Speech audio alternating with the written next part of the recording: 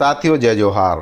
कल सुशासन दिवस के अवसर पर मुख्यमंत्री विष्णुदेव साय के द्वारा प्रदेश के किसानों के खाते में 2 साल के बकाया धान का बोनस का भुगतान किया गया है।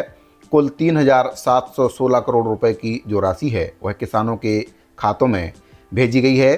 लेकिन यहाँ हम इस वीडियो में इस बात पर चर्चा करने वाले हैं कि बहुत से ऐसे किसान हैं जो मृतक हो गए हैं, कईयों का खाता बदल गया है, तो उनके उत्तराधिकारियों को बोनस की राशि कैसे मिलेगी। क्योंकि बहुत से किसानों की ये शिकायत है, कमेंट भी उनके द्वारा आ रहा है कि बहुत से किसानों को केवल 1 ही साल का धान का बोनस मिला है। हालांकि सरकार के द्वारा किसानों के खातों में 2 साल का धान का बोनस दिया गया है, लेकिन कुछ किसान भाइयों के द्वारा कमेंट बॉक्स में ये पूछा जा रहा है कि हमारे पास केवल 1 ही वर्ष का धान का बोनस आया है।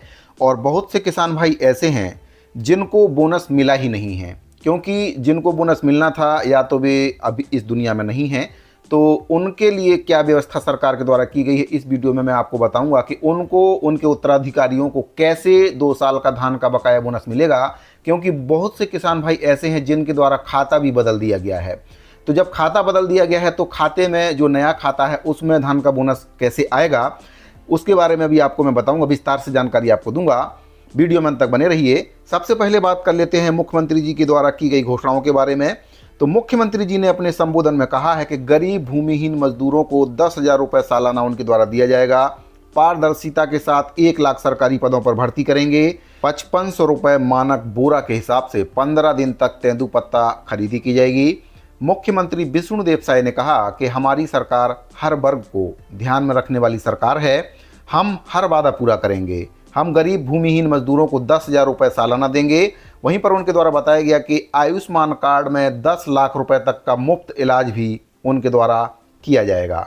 उनके द्वारा आगे बताया गया कि हमने किसानों के हित में काफ़ी महत्वपूर्ण निर्णय लिए हैं, जिसमें से 3100 रुपये प्रति क्विंटल धान खरीदी का वादा भी हम पूरा करेंगे। उनके द्वारा बताया गया कि हमारे द्वारा आदेश जारी किया गया है कि 21 क्विंटल प्रति एकड़ की जो धान खरीदी है वह किसानों से की जाएगी, 3100 के रेट पर की जाएगी। और भी कई प्रकार के महत्वपूर्ण वादे विष्णुदेव साय जी के द्वारा किए गए हैं। तो साथियों, कल सुशासन दिवस के अवसर पर किसानों को धान का बोनस का जो राशि है उनके खाते में भेजा गया है।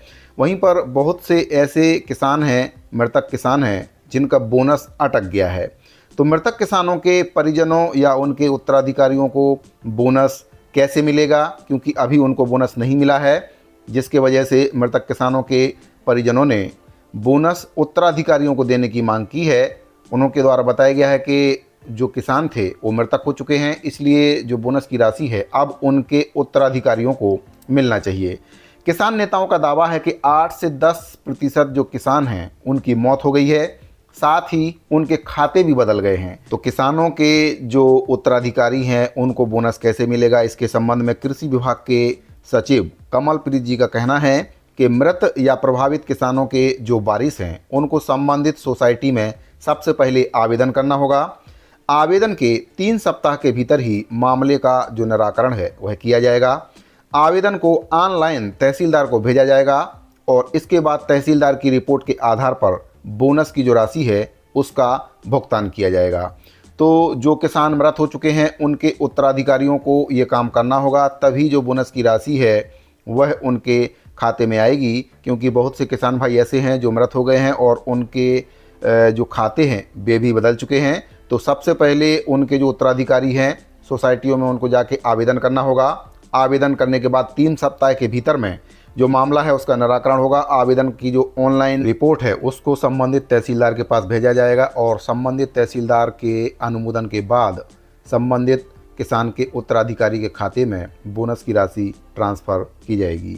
वहीं पर विष्णुदेव साय जी के द्वारा आगे कहा गया है कि हम किसानों से उनका पूरा धान खरीदेंगे और अगर ज़रूरत पड़ी तो समय सीमा को भी हम बढ़ाएंगे। मुख्यमंत्री जी ने आगे कहा है कि सरकार ने जो वादा किया है उसके अनुरूप ही सरकार कार्य करेगी।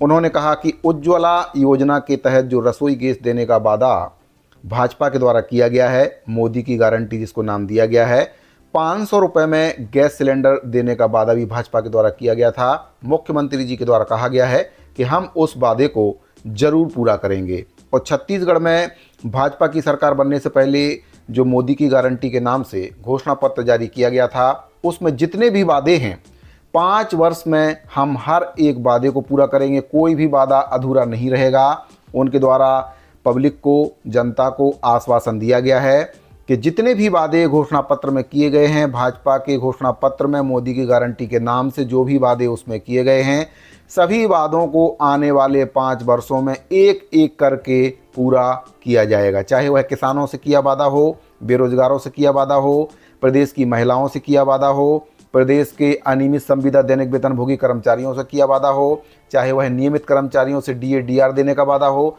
सभी प्रकार के वादों को पूरा किया जाएगा। सीएम विष्णुदेव साय जी के द्वारा आश्वासन दिया गया है कि आप निश्चिंत रहें, प्रदेश की जनता से जो वादा भाजपा के द्वारा किया गया है, सभी वादों को पूरा किया जाएगा। तो साथियों, जो किसान भाई हैं जिनको धान का बोनस का राशि नहीं मिल पाया है, उत्तराधिकारियों को ये काम करना होगा जो मैंने आपको बताया है। उसके बाद जो धान के बोनस की राशि है उनके खाते में आ जाएगी। तो साथियों, अगर आपको ये जानकारी अच्छी लगी हो तो वीडियो को लाइक, शेयर और चैनल को सब्सक्राइब जरूर कर लें। अभी के लिए दीजिए इजाज़त, मिलते हैं अगली वीडियो में। जय छत्तीसगढ़।